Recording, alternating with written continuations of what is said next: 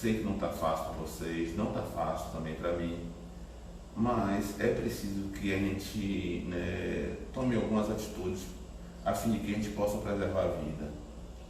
É necessário que nessa hora a gente consiga ficar em casa cuidando do nosso bem-estar e do bem-estar toda a nossa família, né? Agora há pouco minha filha me falou que a UNB suspendeu o semestre todo. Então vão haver ações como essa e a gente tem que estar preparado nessa hora, né? É preciso que a galera esteja estudando, mantendo a cabeçazinha preparada para essa situação tão difícil que a gente está passando, né? Mas vamos lá, né? A gente vai estar trabalhando nesse momento com dilatação. Foi justamente o conteúdo que a gente ficou, né? A gente teve aquele velho bate-papo, mas a gente não teve condições de dar continuidade por conta daquela paralisação que foi feita, né? Mas dilatação nós temos três: dilatação linear, superficial e volumétrica. Nessa aula específica nós vamos tratar sobre dilatação linear. Rogério, o que seria dilatação linear? Primeiro, Rogério, o que é dilatação, como nós discutimos na aula? Dilatação se dá pela variação de comprimento, gente. Se a temperatura aumentar, a energia cinética molecular do corpo vai aumentar e vai fazer com que as moléculas eles se estendam um pouco, ou seja, o tamanho dele aumente um pouco. Assim como, se a temperatura diminuir, também ele vai se encolher um pouco mais, ele vai diminuir um pouco mais de tamanho. Isso te dá o nome de dilatação, né? Linear, superficial e volumétrica. Por que linear? Porque o linear é crescimento em linha, em apenas uma dimensão. Rogério, me dá exemplo disso, na hora, gente, vamos lá. Onde nós temos presença específica de dilatação linear? Nos fios do poste, a gente discutiu em sala de aula que ele fica mais alongado quando a temperatura aumenta. Também, dilatação linear está presente lá nos trilhos do trem. Você não pode botar dois trilhos muito próximos, a fim de que esses trilhos possam vir a se sobrepor, fazendo com que o trem destrilhe quando ele vinha passar. É outra forma de dilatação linear. Mas temos outras. No campo da medicina, por exemplo, quando a pessoa quebra um osso e é colocado numa platina, ali é dilatação linear, porque o crescimento do osso tem que ser proporcional da platina. Então você poderia perguntar, Rogério, então se usa a platina, podia se usar outro tipo de metal para substituir a platina? Não, gente, não é bem assim, né? Só pode usar materiais que tenham coeficientes de dilatação semelhante.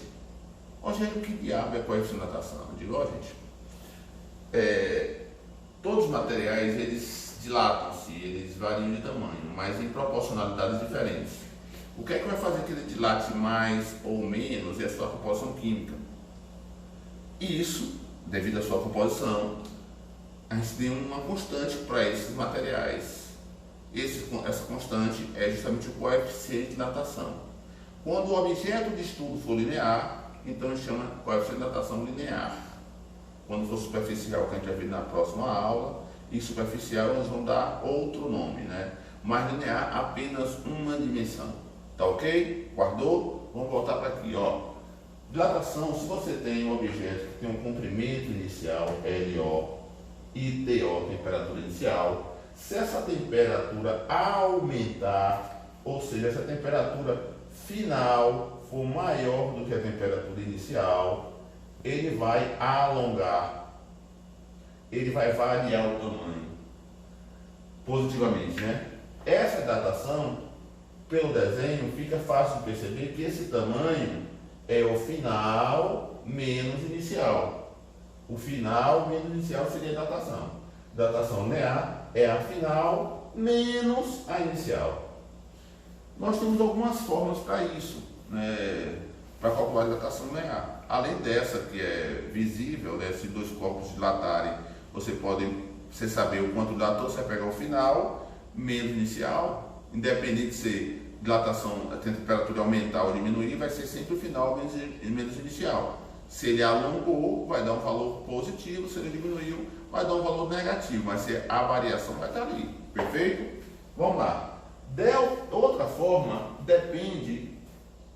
Quais são os fatores que vão depender para essa dilatação?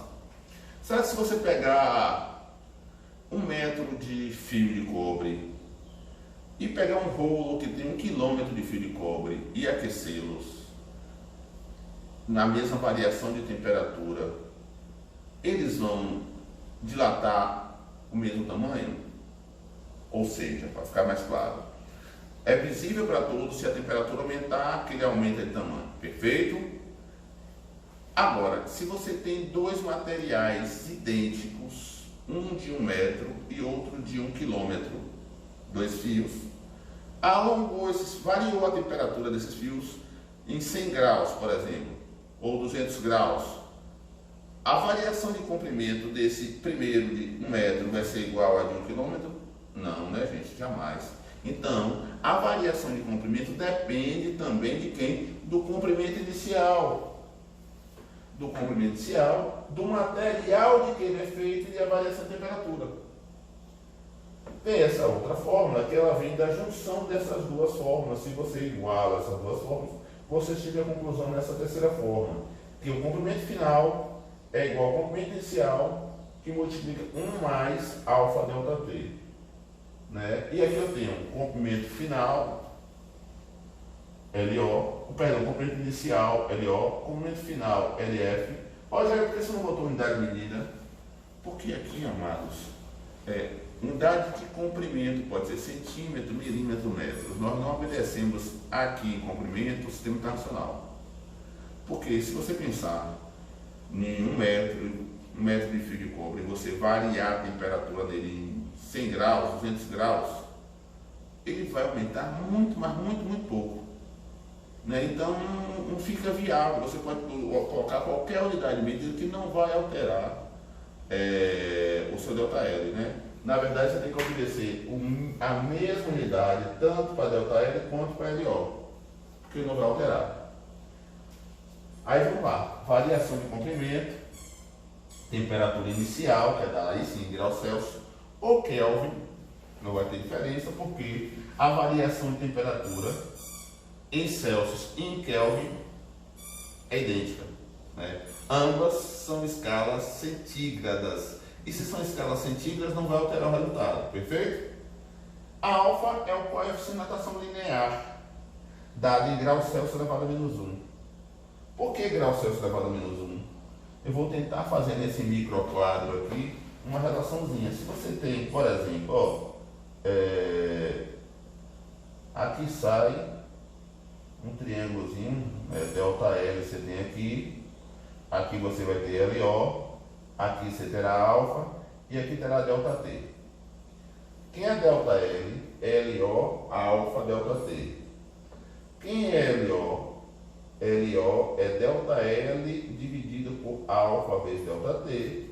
Quem seria alfa aqui? Numerador, embaixo aqui o que? Denominador. Que está em cima é numerador, que está embaixo é denominador. Assim como aqui nosso ΔT, que vai ser ΔL sobre LO vezes ΔT. Vezes alfa, perdão. Se eu quero alfa, quem é o meu alfa? A alfa é igual a quem? A ΔL sobre quem? LO vezes ΔT. LO vezes ΔT. Confere? Vamos lá. Eu citei para vocês que essa unidade de ΔL tem que ser semelhante à unidade de ΔL de LO.